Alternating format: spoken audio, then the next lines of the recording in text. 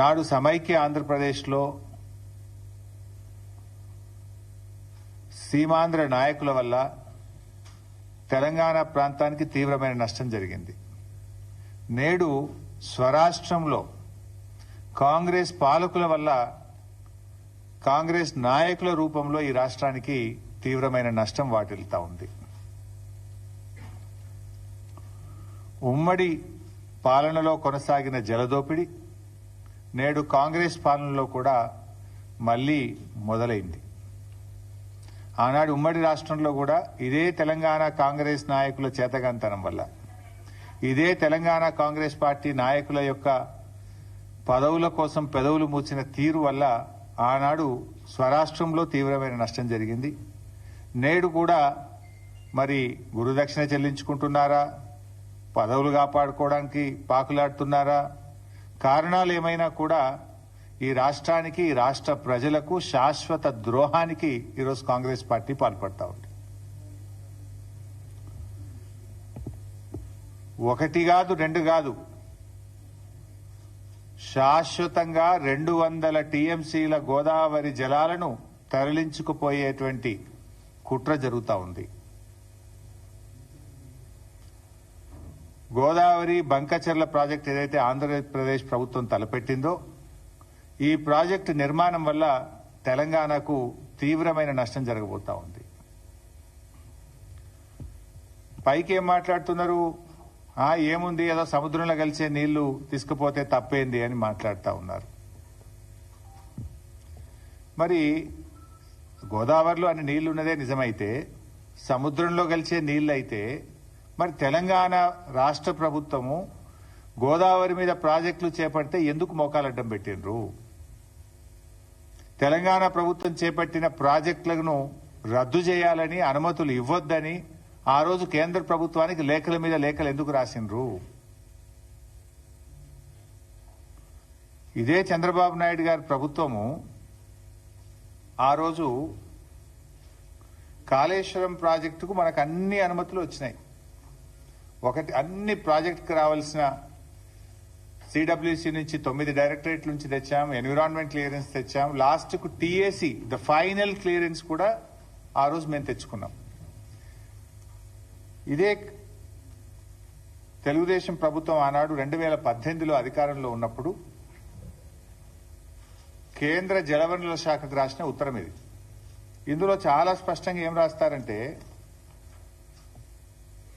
Kaleshwaram project unilaterally without approval from FRMB, Apex Council or CWC against the provisions under section 84(3), 85D of AP Reorganization Act 2014. As per 11th schedule at para 7 of AP Reorganization Act 2014, no new projects based on water resources arrived at based on appropriate dependability criteria on Godavari or Krishna rivers can be taken up by the state of Telangana or state of Andhra Pradesh without obtaining sanction from Apex Council. ఇది మీరు రాసిందే.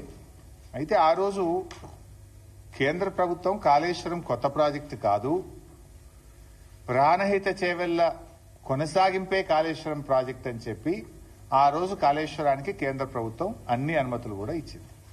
ఇట్లా చాలా ఉత్తరాలు రాశారు. చివరికి మనం Tummilla lift irrigation, మన భక్త Ramdas lift irrigation కట్టాం గోదావరి మీద. భక్త రామదాస్ అనేది కూడా ఆల్రెడీ ఉన్న ఆయకట్టే, అది ఎస్ఆర్ఎస్పీలో భాగంగా ఉన్న ఆయకట్టుకు టేలెండ్కు నీళ్లు రావడం లేదని మనము చిన్న లిఫ్ట్ పెట్టి పాలేరు నియోజకవర్గానికి నీళ్లు ఇచ్చాం. ఈ లిఫ్ట్ కూడా ఆపేయాలి, దీన్ని రద్దు చేయాలి, ఈ లిఫ్ట్ కట్టనీయొద్దు అని చెప్పి కూడా అప్పటి ఆంధ్రప్రదేశ్ ప్రభుత్వం కేంద్ర ప్రభుత్వానికి సిడబ్ల్యూసీకి లేఖ రాసింది. ఇట్లా చాలా లెటర్లు. ఇది చంద్రబాబు నాయుడు గారు స్వయంగా రాసిన లెటర్. మీరు పాలమూరు ఎత్తిపోతల పథకానికి అనుమతి ఇవ్వద్దు, దిండి ఎత్తిపోతల పథకానికి అనుమతి ఇవ్వద్దు, ఇది కొత్త ప్రాజెక్టు, మీరు ఎట్లా స్టార్ట్ చేస్తారు, దీన్ని ఆపాలి అని చెప్పి స్వయంగా చంద్రబాబు నాయుడు గారు ఆయన ఓన్ హ్యాండ్ రైటింగ్ తో రాసిన లెటర్. సరే, ఇట్లా ఇవన్నీ ఒకటి కాదు, రెండు కాదు, ఆంధ్రప్రదేశ్ ప్రభుత్వం రాసిన 20-30 లెటర్లు ఇవి. తెలంగాణ ప్రాజెక్టులకు అడ్డుపడుతూ, తెలంగాణ ప్రాజెక్టులను నిలిపివేయాలని, అనుమతులు ఇవ్వొద్దని, మీరు ఎట్లా కడతారని కోర్టుల్లో కేసులు వేశారు, కేంద్ర ప్రభుత్వం దృష్టికి తీసుకుపోయినరు, గ్రీన్ ట్రిబ్యునల్లో కూడా కేసులు వేసిండ్రు. అయితే ఈరోజు మరి నేను అడుగుతా ఉన్నా, గోదావరి బనకచెర్ల ప్రాజెక్టు కొత్త ప్రాజెక్టు కాదా? అసలు కేంద్ర ప్రభుత్వం ఎందుకు నిద్రపోతా ఉంది? ఈ రోజు మన రాష్ట్రంలో ఏపీ రీఆర్గనైజేషన్ యాక్ట్ తర్వాత ఇటు తెలంగాణలోనైనా అటు ఆంధ్రప్రదేశ్లోనైనా కొత్త ప్రాజెక్టు చేపట్టాలంటే కేఆర్ఎంబి జీఆర్ఎంబి అనుమతి తీసుకోవాలి. ఆ నదీ పరివాహక ప్రాంతంలో ఉన్నటువంటి రాష్ట్రాల నుంచి అంతర్రాష్ట్ర ఒప్పందం జరగాలంటే నదీ పరివాహక ప్రాంతంలో ఉండే అన్ని రాష్ట్రాలు ఒప్పుకోవాలి. నంబర్ 3, ఏపీ రీఆర్గనైజేషన్ యాక్ట్ ప్రకారంగా ఎపెక్స్ కౌన్సిల్లో కొత్త ప్రాజెక్టు అనుమతి పొందాలి. Number 4, central water commission clearance తీసుకోవాలి. నంబర్ 5, ఎన్విరాన్మెంట్ క్లియరెన్స్ తీసుకోవాలి. ఏ అనుమతి కూడా లేదు. ఇప్పుడు గోదావరి బనకచెర్ల ప్రాజెక్టుకు ఏ అనుమతి లేదు. నేను పైన చెప్పిన దాంట్లో ఏ ఒక్క అనుమతి లేకుండా నియమ నిబంధనలన్నీ బుల్డోజ్ చేస్తూ కేంద్రం జుట్టు తన చేతుల్లో ఉంది అని చెప్పి ఇష్టారీతిన రాత్రికి రాత్రి ప్రాజెక్టు రూపకల్పన చేసి ఇవాళ టెండర్లు పిలిచి ముందుకు పోతా ఉన్నారు. ఇది ఎక్కడి పద్ధతి అని నేను అడుగుతా ఉన్నా. అంటే మేము కాళేశ్వరం కడతానో, భక్తరామదాస్ కడతానో, మేము పాలమూరు కడతానో, దిండి కడతానో ఆ రోజు కేంద్ర ప్రభుత్వానికి లేఖలు రాస్తారు, సిడబ్ల్యూసీకి లేఖలు రాస్తారు, గ్రీన్ ట్రిబ్యునల్లో కేసేస్తారు, హైకోర్టులో కేసేస్తారు, సుప్రీంకోర్టులో కేసులేసి మోకాలడ్డం పెట్టే ప్రయత్నం చేస్తారు. కానీ ఇవాళ మీరు మేము కట్టిన అన్ని కూడా పాత ప్రాజెక్టులు. పాలమూరు అయినా ఉమ్మడి ఆంధ్రప్రదేశ్లో స్టార్ట్ చేసింది, కాళేశ్వరం అయినా ఉమ్మడి ఆంధ్రప్రదేశ్లో స్టార్ట్ చేసింది. కానీ మీరు ఇలా కొత్త ప్రాజెక్టును నియమ నిబంధనలన్నీ కూడా ఉల్లంఘించి ఇవాళ ఆంధ్రప్రదేశ్ కడతా ఉంది. ఇది జరుగుతూ ఉంటే మరి మన ముఖ్యమంత్రి గారు పోయినసారి అసెంబ్లీలో మాట్లాడిన రేవంత్ రెడ్డి బడ్జెట్లో మనకు గుండు సున్నా పెట్టినరు, మన ప్రాజెక్టులకు అనుమతిస్తలేరు, మనకు ఏమీ రావడం లేదు, నేను నీతి ఆయోగ్ మీటింగ్ ను బైకాట్ చేస్తున్నా అని చెప్పి అసెంబ్లీలో చెప్పిండు. ఏమిచ్చిండ్రు? నువ్వు అర్థమన్న మూసీ సుందరీకరణకు ఇదివరకు డిఫెన్స్ ల్యాండ్ రాలే. మూసీ సుందరీకరణ ప్రాజెక్టుకు ఇప్పటికీ అదేది వరల్డ్ బ్యాంక్ నుంచి అప్పు తెస్తామంటే ఫైల్ రిటర్న్ కొట్టిండ్రు. ఏది నీ మెట్రో రైలుకి ఇంతవరకు అనుమతి వచ్చింది లేదు. నువ్వు ఆ రోజు బడ్జెట్లో అయితే గుండు సున్నా, నువ్వే నీతి ఆయోగ్ మీటింగ్ బహిష్కరిస్తా అన్నాడు. మరి నిన్న నేను పొద్దుగాలనే అందరికంటే ముందు పోయి కూర్చున్నాడు. నేను నీతి ఆయోగ్ మీటింగ్ లా అందరికంటే ముందు పోయి రేవంత్ రెడ్డి రాత్రే పోయి పొద్దుగాల ఫస్ట్ కూర్చున్నాడు. మంచి రాముడు మంచి బాలు లెక్క కూర్చున్నాడు. నేను అనుకున్నా దీని గురించి మాట్లాడతాడేమో, ఈ గోదావరి బంకచెర్ల ప్రాజెక్టు గట్టిగా ఎదిరించడానికే పోయిండేమో, నిలదీయడానికే పోయిండేమో ప్రధానమంత్రిని అని నేను అనుకున్నా. కానీ చూస్తే అసలు ఈ ప్రాజెక్టు గురించి మాట్లాడిన సందర్భం కూడా లేదు.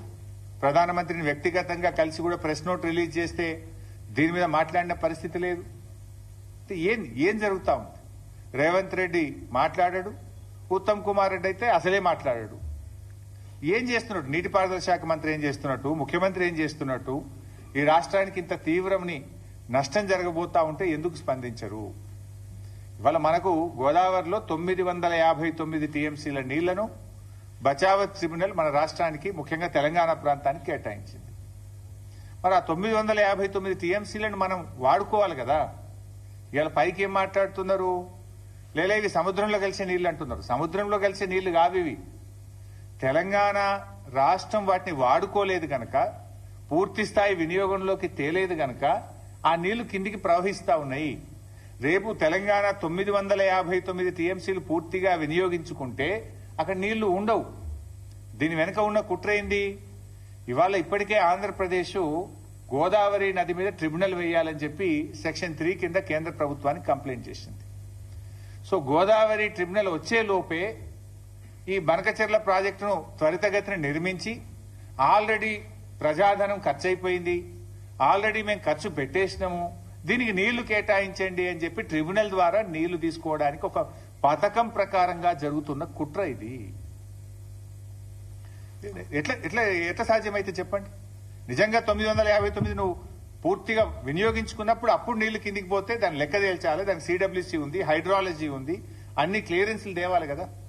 ఏ క్లియరెన్స్లు లేకుండా వాళ్ళు కడుతూ పోతుంటే ఎందుకు రాష్ట్ర ప్రభుత్వం మౌనంగా ఉన్నది?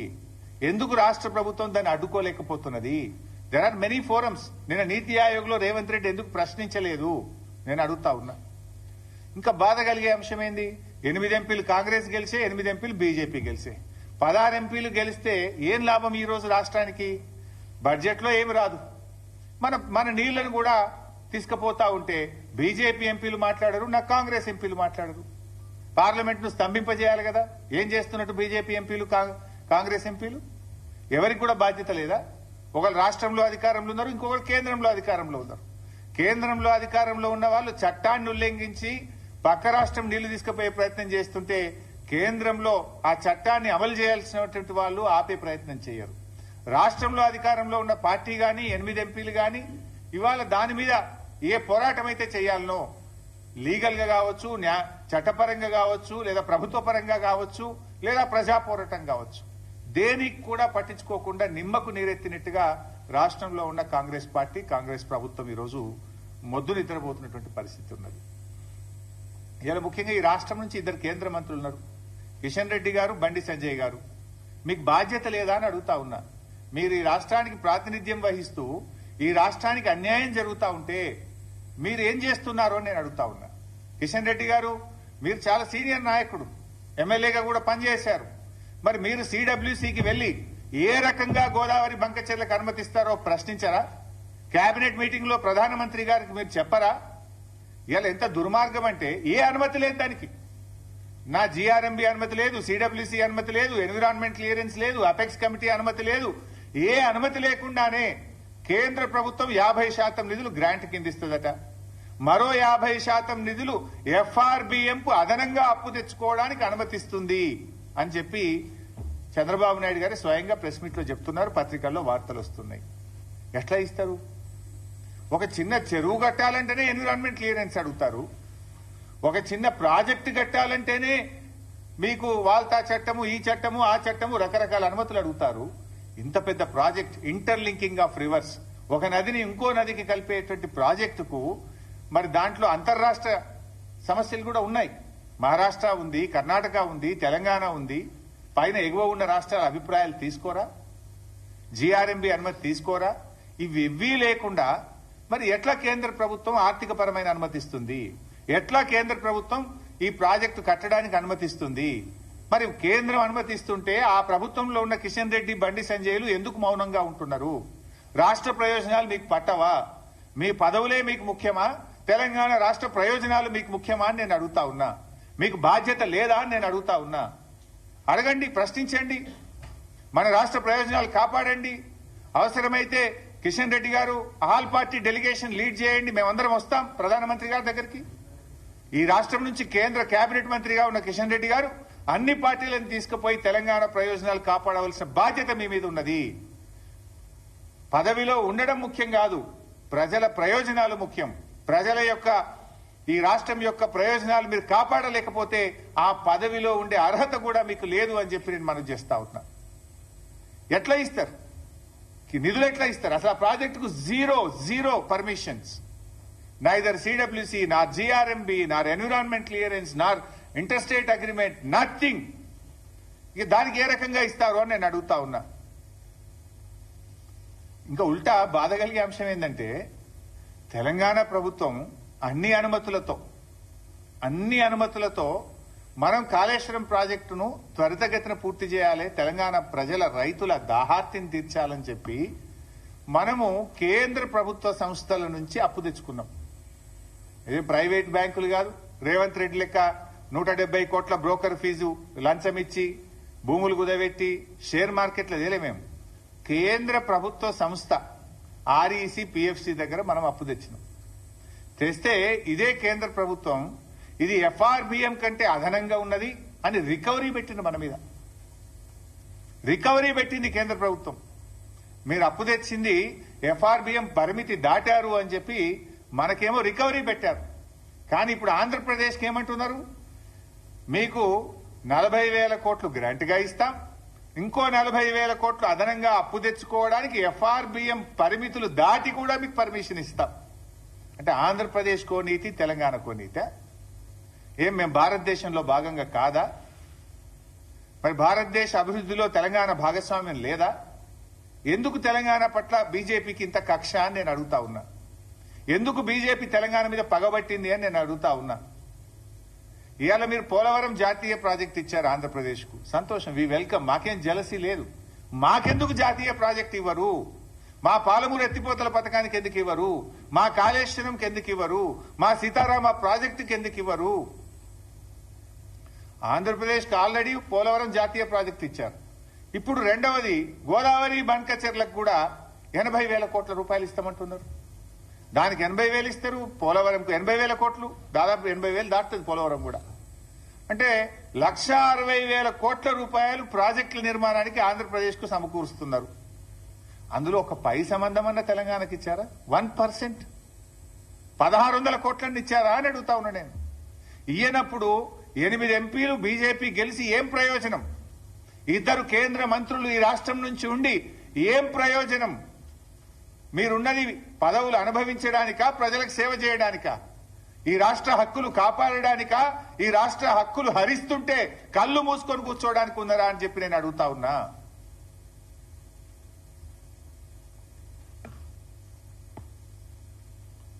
ఇలా బీజేపీ తెలంగాణకు ద్రోహం చేస్తా ఉంది. ఇది తీవ్రమైన ద్రోహం. అరే మా ప్రాజెక్టులకు ఇప్పటికీ అనుమతులు ఇయ్యరు. మా సమ్మక్క సాగర్ ఇప్పటికీ ఇంకా అనుమతులు రాలేదు. మా పాలమూరు డిపిఆర్ను రిటర్న్ పంపించిండ్రు. మా దిండి ప్రాజెక్టుకు అనుమతులు ఇయ్యరు. మా ఏమో అనుమతులు ఇయ్యరు. పక్క రాష్ట్రానికి అనుమతులు లేకుండా నిధుల వర్షాన్ని కురిపిస్తున్నారు, కనక వర్షాన్ని కురిపిస్తున్నారు. ఏ అనుమతులు లేకున్నా కూడా నిధులు ఇస్తాం, ప్రాజెక్టులు కట్టండి అంటున్నారు. ఇది ఎక్కడి నీతి? మరి ఈ రాష్ట్రం నుంచి బీజేపీకి ప్రాతినిధ్యం వహిస్తున్న వాళ్ళకు బాధ్యత లేదా అని చెప్పి నేను అడుగుతా ఉన్నా. ఈరోజు కిషన్ రెడ్డి గారు చొరవ చూపాలి. అవసరమైతే మీరే ఆపండి, లేదంటే అఖిలపక్షాన్ని తీసుకుపోయినా సరే ఈ గోదావరి బనకచెర్ల ప్రాజెక్టు అక్రమ ప్రాజెక్టును నిలిపాలి, ఆపివేయాలని చెప్పి నేను డిమాండ్ చేస్తా ఉన్నా. లేదంటే మేమందరం ఢిల్లీకి వచ్చి సిడబ్ల్యూసి కార్యాలయం ముందు బీఆర్ఎస్ పార్టీ ఆధ్వర్యంలో ధర్నా నిర్వహిస్తాం. కేంద్ర ప్రభుత్వ యొక్క ద్వంద్వ నీతిని ఢిల్లీ వేదికగా ఎండగట్టామని చెప్పి కూడా హెచ్చరిస్తా ఉన్నాం.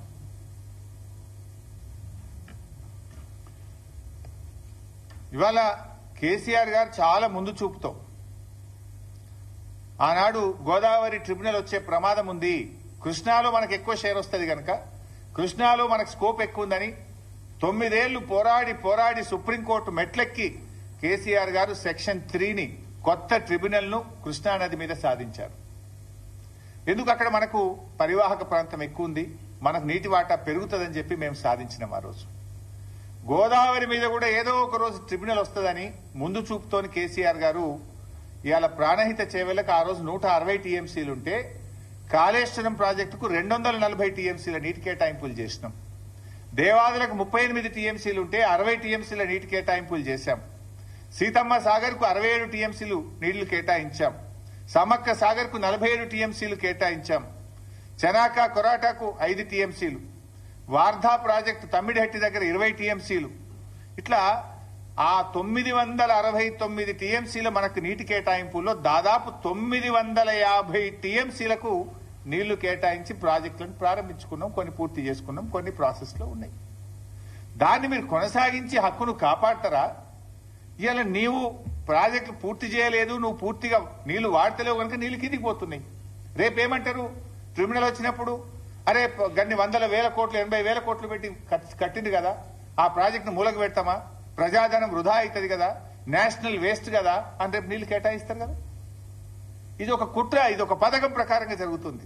మరి అన్ని నీళ్లున్నాయి, సముద్రంలో కలుస్తున్నాయి నిజమే అయితే చంద్రబాబు నాయుడు గారు ఆ రోజు కాళేశ్వరం ప్రాజెక్టు అనుమతులు ఎందుకు రద్దు చేయమన్నాడు? ఆ రోజు భక్త రామదాస్ ప్రాజెక్టు అనుమతులు ఎందుకు రద్దు చేయమన్నాడు? దీనికి సమాధానం చెప్పాలి కదా. నీళ్లు బాగున్నాయంటున్నావు కదా, ఉంటే మరి ఆ రోజు ఎందుకు ఆపమని లెటర్లు రాసినావు? అంటే ఇది ఒక కుట్ర. ఇప్పటికైనా రాష్ట్ర ప్రభుత్వం మేల్కోవాలని చెప్పి కూడా నేను విన్నవిస్తా ఉన్నా. ఎందుకంటే అవి వరద జలాలు కాదు, తెలంగాణ రాష్ట్ర ప్రభుత్వం పూర్తి స్థాయిలో వినియోగించకపోవడం వల్ల కిందికి పోతున్నటువంటి జలాలవి.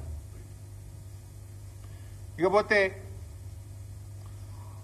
మరొక విషయంలో బీజేపీ తెలంగాణకు ద్రోహం చేస్తా ఉంది. ఇప్పుడు బచావత్ ట్రిబ్యునల్, గోదావరి ట్రిబ్యునల్ ఒక అవార్డు ఇచ్చింది. పోలవరం ద్వారా 80 టీఎంసీల నీళ్లను మళ్లించినట్టయితే, ఏది కృష్ణా పరివాహక ప్రాంతానికి మళ్లించినట్టయితే ఆ 80 టీఎంసీలు పైన ఎగువన ఉన్న రాష్ట్రాలకు చెందుతాయి అని స్పష్టంగా బచావత్ అవార్డు ఇచ్చింది. బచావత్ అవార్డు అనేది భగవద్గీత. ఈ దేశంలో అది సుప్రీంకోర్టు కూడా దాంట్లో ఇంటర్ఫియర్ కాదు, అది భగవద్గీత లాంటిది. ఆ బచావత్ అవార్డు ఏం చెప్పిందంటే ఆ 80 టీఎంసీల్లో తెలంగాణకు 45 టీఎంసీలు, అదేవిధంగా కర్ణాటకకు 25 టీఎంసీలు, మహారాష్ట్రకు 14 టీఎంసీలు అని చెప్పింది. ఆ బచావత్ అవార్డు ప్రకారం కర్ణాటక అప్లై చేసింది సిడబ్ల్యూసీకి.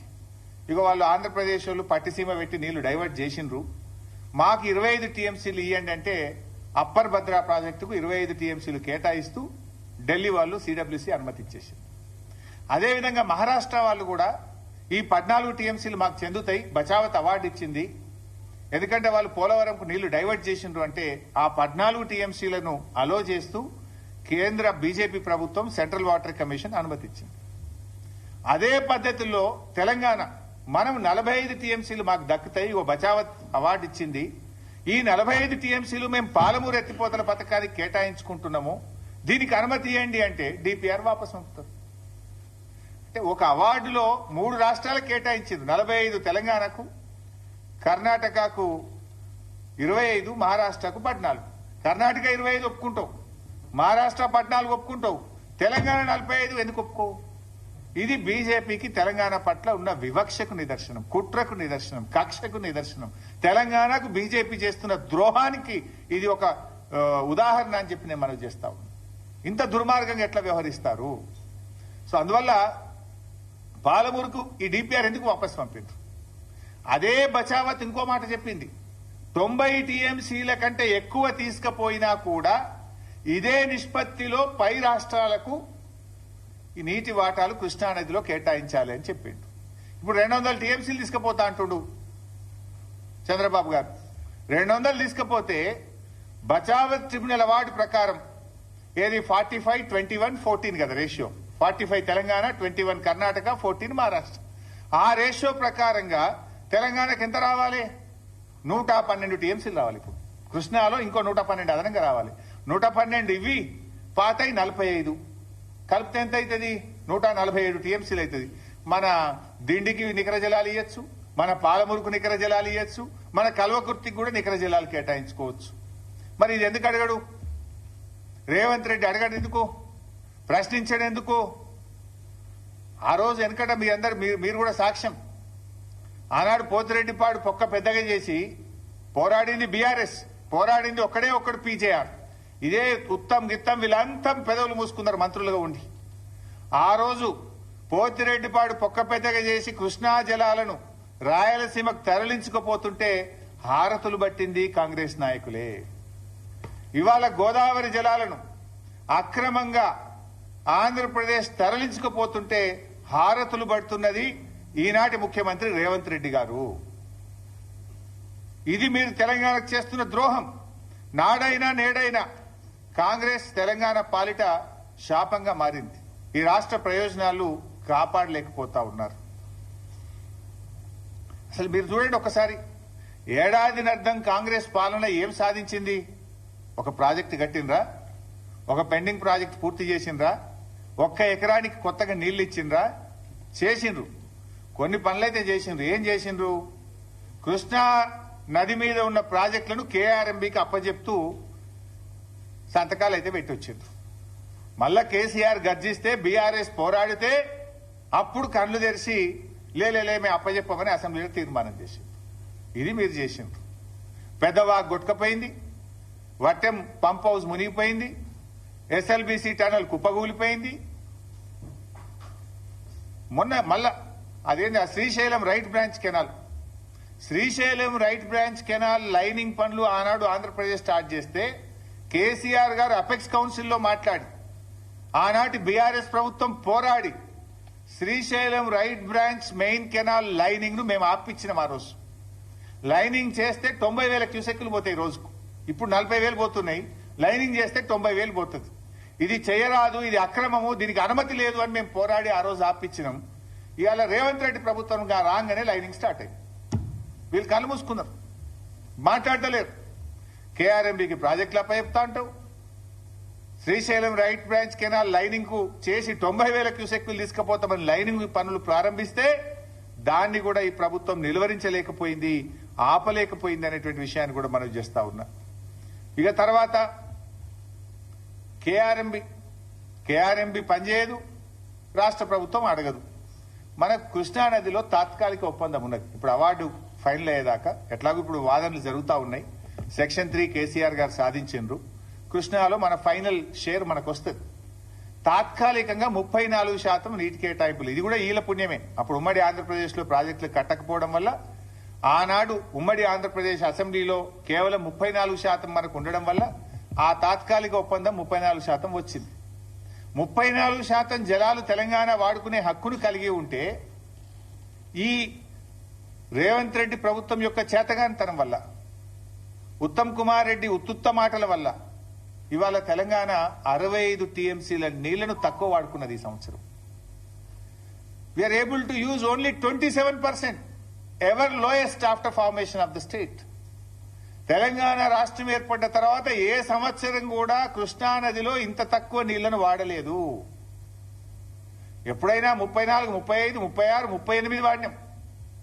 కానీ రేవంత్ రెడ్డి ప్రభుత్వం యొక్క పట్టింపు లేకపోవడమా, పరిపాలన సామర్థ్యం లేకపోవడమా, లేదా గురుదక్షిణ చెల్లించుకోవడంలో భాగమా, కారణం ఏదైనా 27% నీళ్లను మాత్రమే తెలంగాణ ప్రభుత్వం వాడుకున్నది.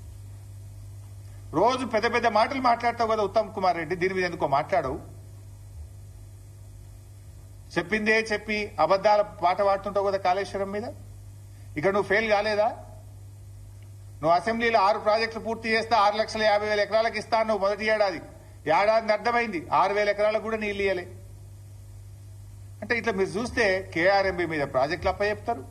కృష్ణానదిలో మనకు 34% వాటా ఉంటే కేవలం 27% వాడి 65 టీఎంసీలు ఈ సంవత్సరం తక్కువ వాడుకున్నాం. అందువల్ల ఇలా ఖమ్మంలో పంటలు ఎండినాయి, నల్లగొండలో పంటలు ఎండినాయి, సూర్యాపేటలో పంటలు ఎండినాయి, మహబూబ్ నగర్ లో పంటలు ఎండే పరిస్థితి ఏర్పడ్డది.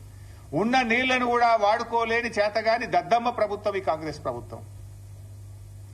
శ్రీశైలం రైట్ బ్రాంచ్ కెనాల్ కు లైనింగ్ అయితే దాన్ని ఆపలేవు. ఇప్పుడు గోదావరి బనకచెర్ల స్టార్ట్ చేస్తే దాని మీద కూడా కనీసం నిలువరించలేని పరిస్థితిలో ఉన్నావు. నాకైతే అర్థం కాలే, నీతి ఆయోగ్ ఎందుకు పోయినావు నువ్వు? మొన్న అసెంబ్లీలో చెప్తివి వీళ్ళు బడ్జెట్లు ఏమి ఇస్తలేరు, మన ప్రాజెక్టులకు అనుమతి ఇస్తలేరు, నేను నీతి ఆయోగ్ బైకాట్ చేస్తున్నా, శాసనసభ అంతా సపోర్ట్ చేయాలంటే మేము కూడా బలాలు కొట్టినాం. అబ్బా ముఖ్యమంత్రి తెలివికి వచ్చిండు, మొదట్లో బడేబాయి చోటబాయ్ అన్నాడు, బడేబాయి చోటబాయ్లో బంధం అర్థమైనట్టుంది, ఇప్పుడు కళ్ళు తెరిచిండు అని నేను అనుకున్నా. మరి నేను ఎందుకు ఉరికినాను? పోయినవి కనీసం మాట్లాడినావా నీతి ఆయోగ్లా? ఏంది ఏదో అధికారులతో ఉత్తరాలు రాపించి చేతులు దులుపుకోవడం కాదు రేవంత్ రెడ్డి. బీఆర్ఎస్ పార్టీ తరఫున మేము స్పష్టమైన డిమాండ్ నీ ముందు పెడతా ఉన్నాం. ఏదో నువ్వు పైన అధికారులతో చీఫ్ ఇంజనీర్ తో ఉత్తరం రాయించి మేము అపోజ్ చేసినామని చేతులు దులుపుకుంటే ఊరుకోం. మేము అవసరమైతే మా అధ్యక్షుడు కేసీఆర్ గారి ఆలోచన మేరకు పెద్ద ఎత్తున ప్రజా పోరాటానికి బీఆర్ఎస్ పార్టీ సిద్ధమైతది. ఆనాడు జల పోరాటం చేసినాం తెలంగాణ ఉద్యమంలో. నీళ్ల కోసం ఇలా ఉద్యమించింది తెలంగాణ, నీళ్ల కోసం పోరాడింది తెలంగాణ. కానీ తెచ్చుకున్న తెలంగాణలో అప్పనంగా 200 టీఎంసీలు ఇలా ఆంధ్రప్రదేశ్ తీసుకుపోతుంటే ఈ రాష్ట్రంలో అధికారంలో ఉన్న కాంగ్రెస్ ప్రభుత్వం దాన్ని నిలువరించడంలో, దాన్ని ఆపడంలో, రాష్ట్ర ప్రయోజనాలు కాపాడడంలో పూర్తిగా వైఫల్యం చెందింది అని ఎంతో బాధతో నేను చెప్తా ఉన్నా ఈరోజు. అందువల్ల మేము బీఆర్ఎస్ పార్టీ పక్షాన సూటిగా కొన్ని డిమాండ్లు పెడతా ఉన్నాం.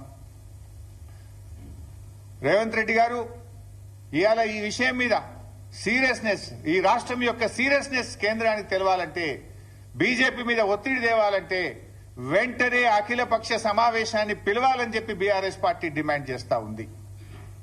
నంబర్ 2, ప్రత్యేక అసెంబ్లీ సమావేశం పెట్టి గోదావరి బనకచెర్ల ప్రాజెక్టును తెలంగాణ రాష్ట్రం తీవ్రంగా వ్యతిరేకిస్తుందని అసెంబ్లీలో చర్చించి, అసెంబ్లీలో ఏకగ్రీవ తీర్మానం చేసి కేంద్ర ప్రభుత్వానికి పంపాలని చెప్పి మేము డిమాండ్ చేస్తా ఉన్నాం.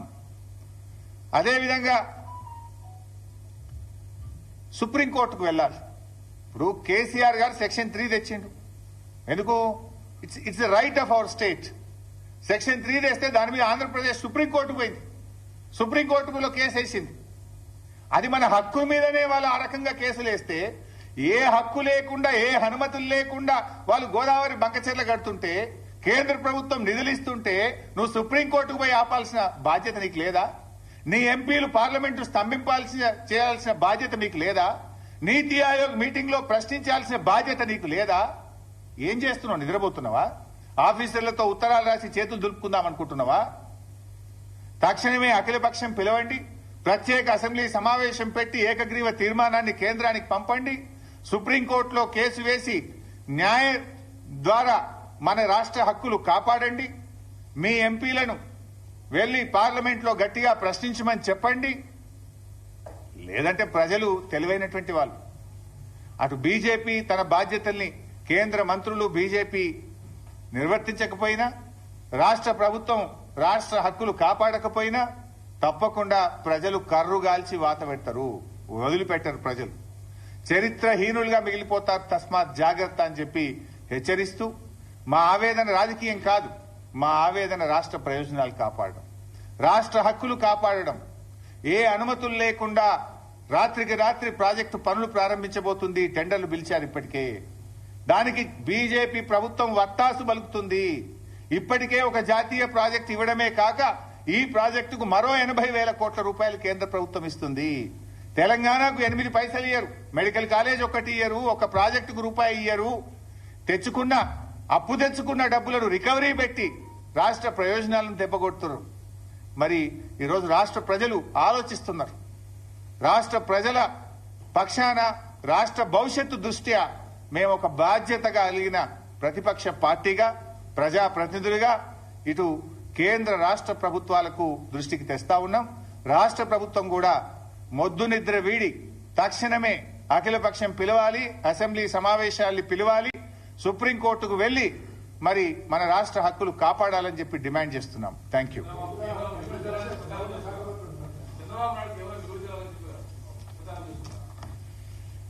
ఒకవేళ అవి మిగులు జలాలైతే తెలంగాణ తెచ్చుకున్న కాళేశ్వరం ప్రాజెక్టును అనుమతులు రద్దు చేయాలని ఎందుకు అడిగారు? భక్త రామదాస్ ప్రాజెక్టుకు అనుమతులు ఇవ్వొద్దని ఎందుకు అడ్డుకున్నారు? మిగులు జలాలైతే మరి మా ప్రాజెక్టులు పాలమూరుకు, మిగతా ప్రాజెక్టులకు నీటి కేటాయింపులు ఎందుకు ఆపుతున్నారు? మీరు సహకరించాలి కదా. మీరు ఆ రోజు ఎందుకు లెటర్ల మీద లెటర్లు రాసి మా ప్రాజెక్టులు అడ్డుకున్నారు? సమాధానం చెప్పండి. అవి మిగులు జలాలు కావు. తెలంగాణ ప్రభుత్వం మనకు కేటాయించబడిన 959 టీఎంసీలను పూర్తిగా వినియోగించకపోవడం వల్ల కిందికి పోతున్నటువంటి జలాలు.